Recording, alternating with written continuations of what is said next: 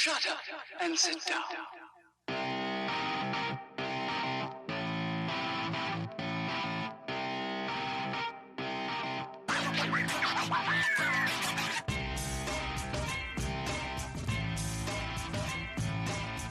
Welcome to the Bricks King podcast, where I'm going to bend your ear about Lego. Review those amazing bricks of plastic and discuss what is new and up-and-coming around the Lego world. I'm your minifigure host, Matt. Let's build on it. Welcome in, everybody. How are we doing today? Hopefully you're doing quite well. Today is a little bit of a different episode. We didn't do a news on a Tuesday because there are things that we knew ahead of time when it just didn't fit. So today we are talking about a multitude of things. Some of them are heavy hitters. Actually, all three of them are heavy hitters, and that is the point behind today's episode. Because, well, if you didn't realize, if you didn't know, there are major new sets coming your way. And we're in April, right? We know May is around the corner. May is around the corner, and everybody under the sun that is a Star Wars fanatic knows Lego is going to drop something. What is it? I don't know. Actually, I do know, and I'll share it with you in a moment. But those things are coming. They are absolutely coming, and your mind is going to be blown. Some of you are going to be like, really? Again? Yeah, again. You're getting AT-AT.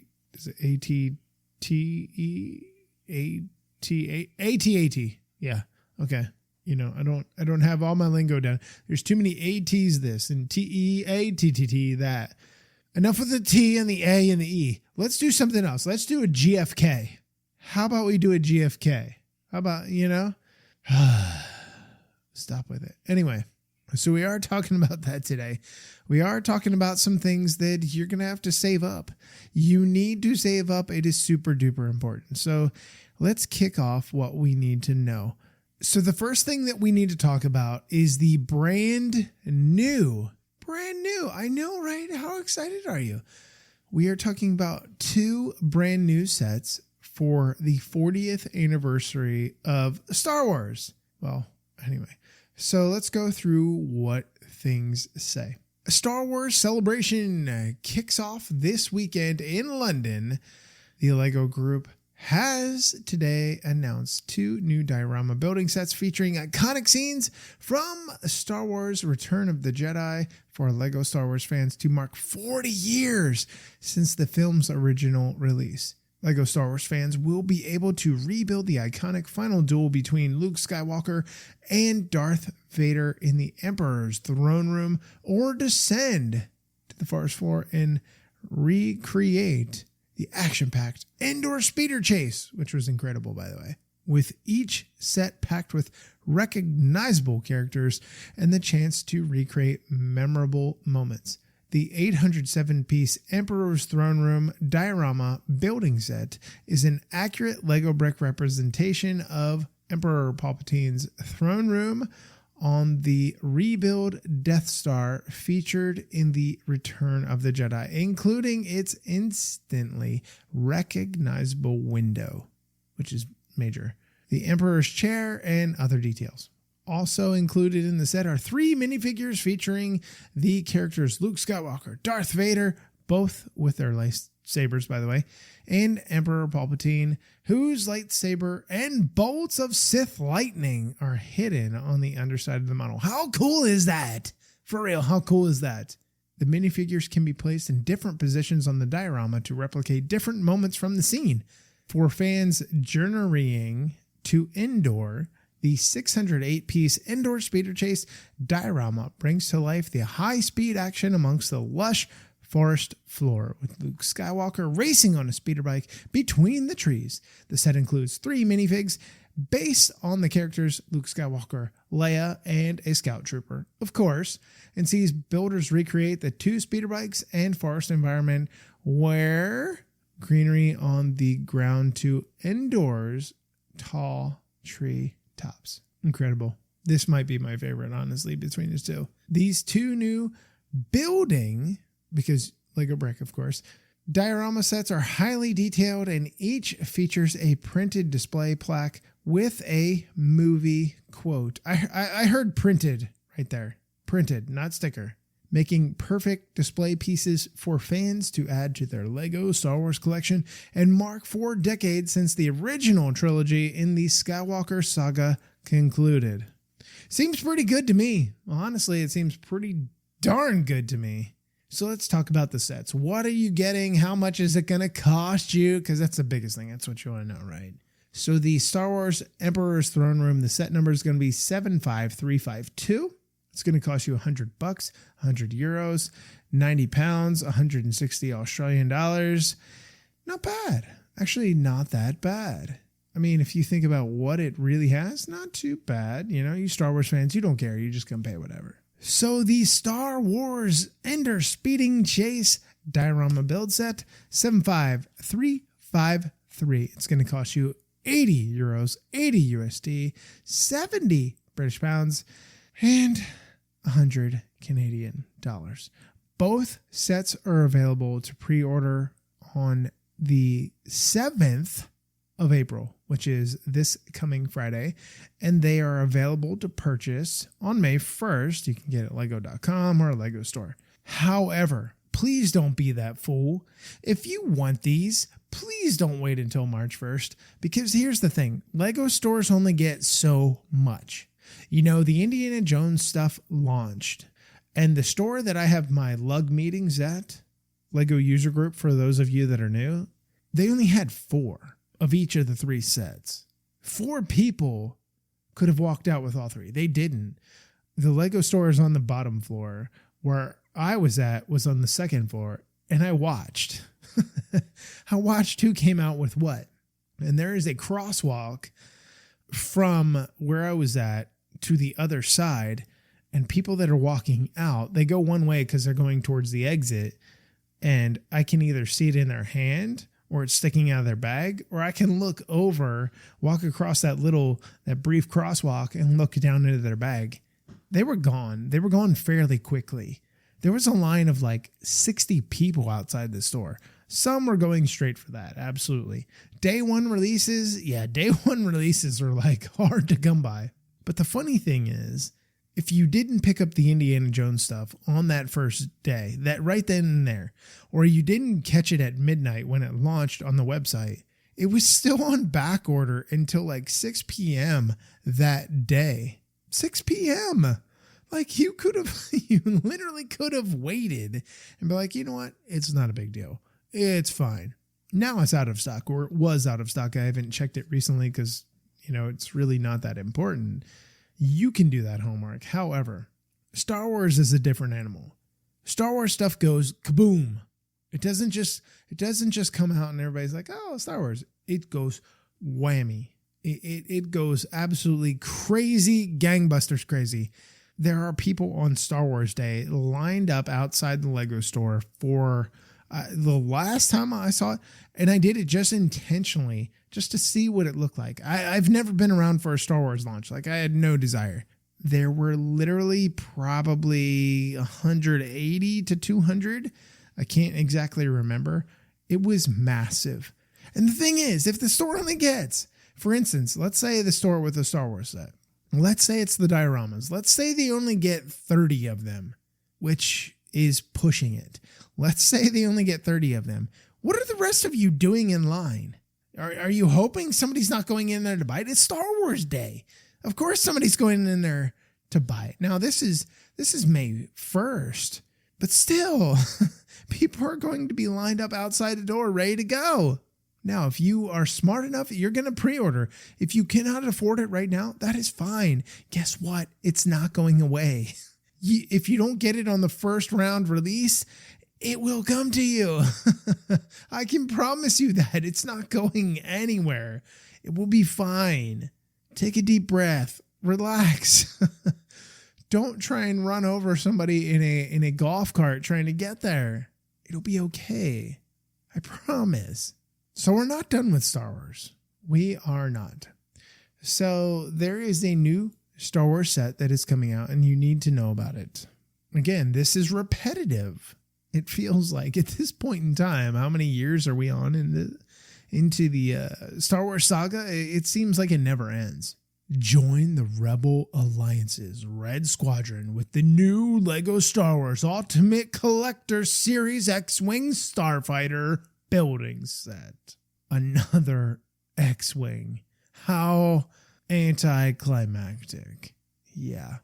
Anyway, let's go through this. The LEGO Group today announced the new Star Wars UCS X-Wing Starfighter building set. Based on the iconic T-65 X-Wing Starfighter from the Star Wars saga, the new 1,949-piece LEGO Star Wars set is highly detailed and includes the Incom 4L4 fuel cell thrust engines and the Tame and Bach KX9 laser cannons. What? What are we talking about? I'm kidding. Star Wars fans are very angry right now. The X-Wing Starfighter was designed by the Incom Corporation for use, of course, by the Rebel Alliance in long missions and dogfights. First seen in the Star Wars A New Hope, the X-Wings were manned by elite pilots in the Rebel Alliance, including Luke Skywalker. In the same film, the Rebel Alliance deployed the X-Wings in the Battle of Yavin, where Luke joins the Red and Gold squadrons as call sign Red 5 alongside Biggs and Porkins, we all know those, in an attempt to destroy the Empire's Death Star. In one of cinema's most iconic scenes, the battle ends with a tense moment between Luke and Darth Vader in the Death Star Trench, where Luke has one chance to fire his seemingly impossible shot into the exhaust port that is not much bigger than 2 meters and destroy the Empire's ultimate weapon. At over 55 centimeters or 21.5 inches long, the new LEGO Star Wars X-Wing Starfighter set is the perfect addition to the UCS series, joining the AT-AT, Millennium Falcon, Racer Crest, and Luke Skywalker's Land Speeder building sets. Once complete, fans can display the X-Wing model with either the wings open or closed. Plus, it comes complete with the Luke Skywalker and R2-D2 astromech droid minifigures and a display plaque with technical details about the X-Wing. Wow. Cool. Another one. Anyway, here's what you need to know. The things you need to know. The new LEGO Star Wars UCS X-Wing Starfighter set will be available from May 1st for VIP members exclusively on lego.com/star-wars and in LEGO stores priced at, here's the pricing. This is what you need to know. 240 euros. I'm pretty sure it's 240 USD and 210 British pounds.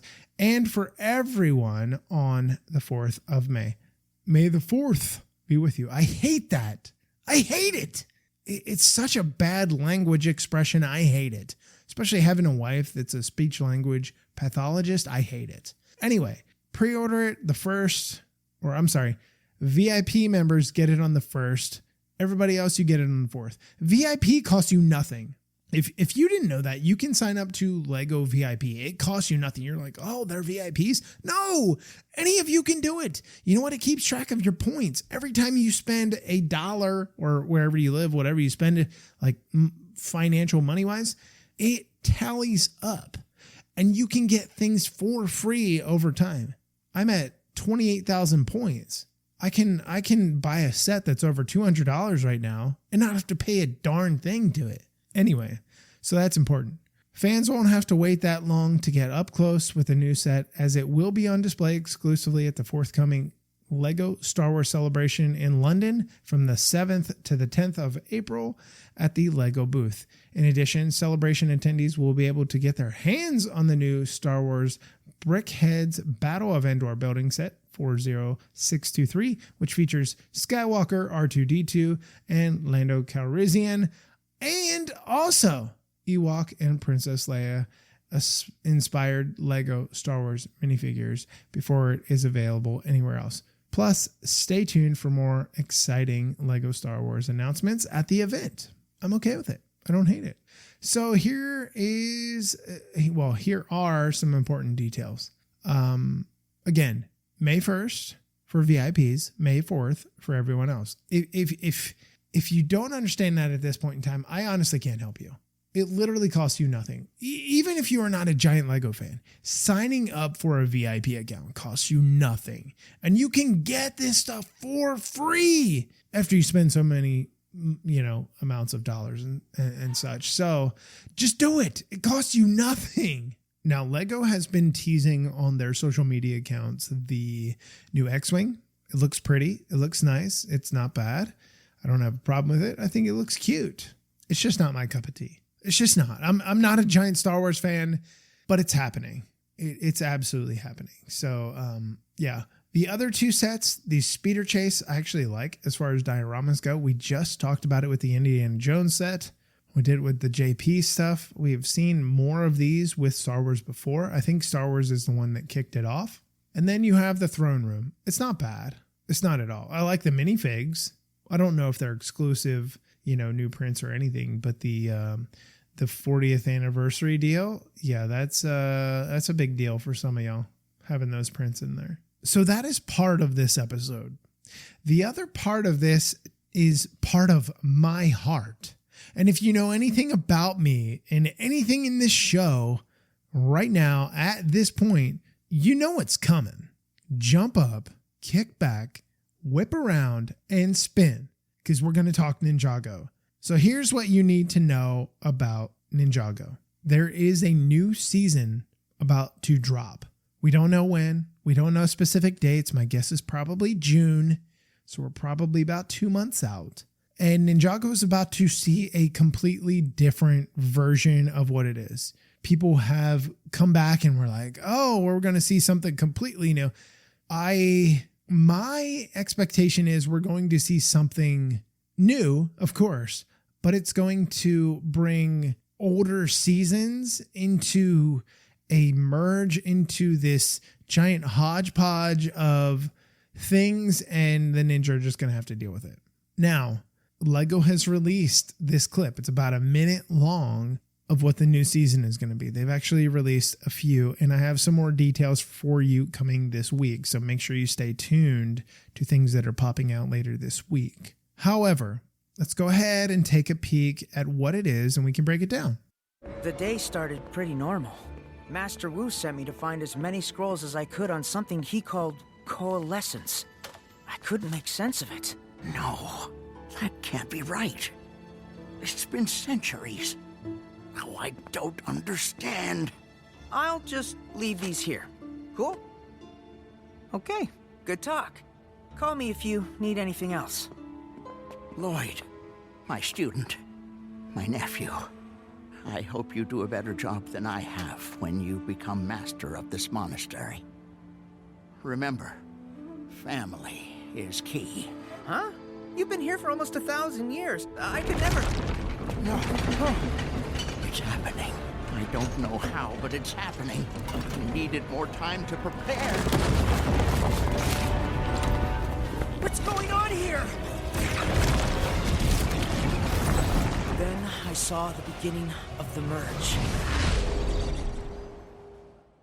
So let's break this down. It starts, Lloyd is doing his thing. He's chit-chatting, whatever, it started like any other day. He's bringing scrolls into the monastery, and Wu is having this panic attack. Like, not a full-blown panic attack, but Wu is having this weird panic attack where he's like, oh my God, I totally screwed up, bro. That is where it's coming from. And he's telling Lloyd, hey, can you do a better job than I have? Can he? Yes, probably, maybe. But he didn't say can. I hope you do. But the thing is, we've seen teasers before of this kind of thing. So the monastery starts shaking. Things get wild. We don't really know what's going on. But then, the ninja run outside. The rest of the ninja are already outside. Wu comes outside with Lloyd, and they look up at the sky, which is kind of dreary in its own right. And then the sky cracks open. Why does the sky crack open? For real, why does the sky crack open? And they see this flash of this, that, and the other. And it's almost like things are tied together. And then we get this thing about the merge, and you see the Destiny's Bounty flying off. I have no idea what that's supposed to be. I have no idea. So months ago, we had something teased about the Time Twins. And the thing is, we are getting into a point where we have this cross-dimensional rip in the fabric of time. Hello, Ghostbusters. But we have this weird kind of, this is happening, that is happening. What the hell is going on? Where do we go from here? I honestly don't know. And look, I am a giant Ninjago freak. Okay, I just am. I just am, I just is, whatever. I know I totally jacked that up. It was intentional. Anyway, the point is we have a new direction Ninjago is going. Ninjago faithful, those of you that are, already know that. We already knew it wasn't going to be a continuation of this to this to this. Crystallize kind of cut everything out. We had all the baddies at the same time. We had all the bad dudes, the bad gals at the same time. Now we're moving on. We're getting something else. And I can only hope that the adventure really becomes something way intense as to what the other seasons were. And some of the seasons were down. You know, some of the writing kind of sucked. I'm not knocking anybody. It just kind of wasn't the best. However, I'm curious to see where this goes. But here's my apprehension. My apprehension is that this may be like a forced new beginning. Right? You've seen shows and stuff like that from time to time that kind of have this, okay, we're transitioning and they force it upon you. And you're like, that didn't come naturally. It would be like so for instance, with the Last of Us television show on HBO Max, if HBO was like, hey, you know what? We're going to go to season 2 and they just force it kind of upon you with no really backstory and stuff like that to get you to that point. You'd be like, well, this is stupid. I don't get it. Where are we going with this? I hope that doesn't happen in this case. I really, really hope that doesn't happen in this case. But, you know, we'll see. Honestly, we'll see. If you're not a Ninjago fan, it is a fantastic animated series. I know you're like, oh, I'm too old for cartoons. I can't watch cartoons. You can. If you let yourself, because it's not about animation, it's about the storytelling. And if you sit down and you actually go through Ninjago, not the Ninjago movie because it was crap, but if you actually go through the series, you become engrossed in the characters. You feel their pain. You feel their joy. It is really, really well written. And the Hegeman brothers who originally started it, well, the writers of it, the original writers of it, they did such a great job of building up those characters and those flaws, those weaknesses, those strengths, those incredible moments where it's heartfelt and those moments of joy. It really is unmatched. There's really nothing else out there. Like if they took Ninjago and they were to fit it into the I don't want to say sitcom, but they fit it into the drama series of anything, it would do damn well. And just because of the writing. And I understand it's animated, you're not dealing with humans as far as actors and actresses, but you're still dealing with the concept of something that is really whole.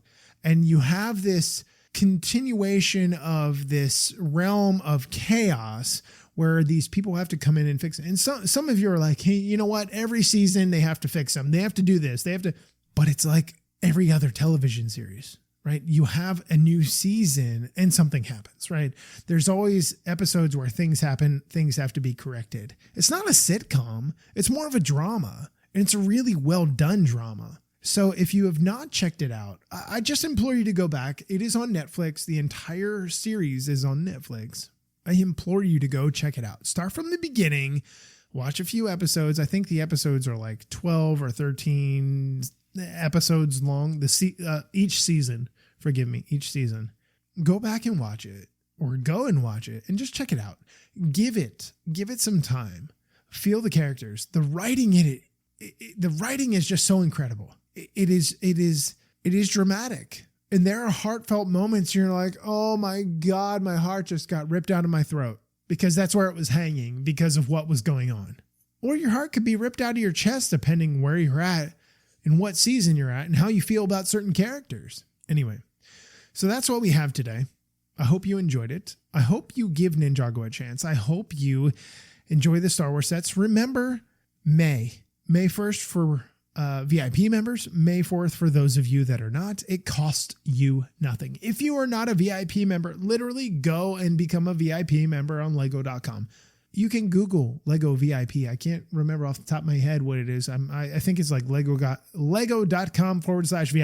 Literally, just go do it. It costs you nothing. And if you are somebody that's like, you know what, I'm not going to use it. You have somebody in your life, I guarantee, that is interested in Lego products. And you know what? If you want to buy a gift, you can buy a gift for somebody and send a gift receipt. And guess what? You get the points. You get to keep the points. And then, 2 years down the line, you're like, you know what? I'm going to buy something else. And you've spent money or not. And you're like, I'm going to do, you just never know. Do yourself a favor, sign up for it. It costs you nothing other than maybe 3 minutes of your time. Anyway. So that's going to wrap up this episode. A little bit of a different episode. It's kind of like a newsy episode, but there was so much to discuss and get it in. So it's a full-on length episode, and I hope you enjoyed it. So until we meet again, I'm your minifig host, Matt. Let's build on it.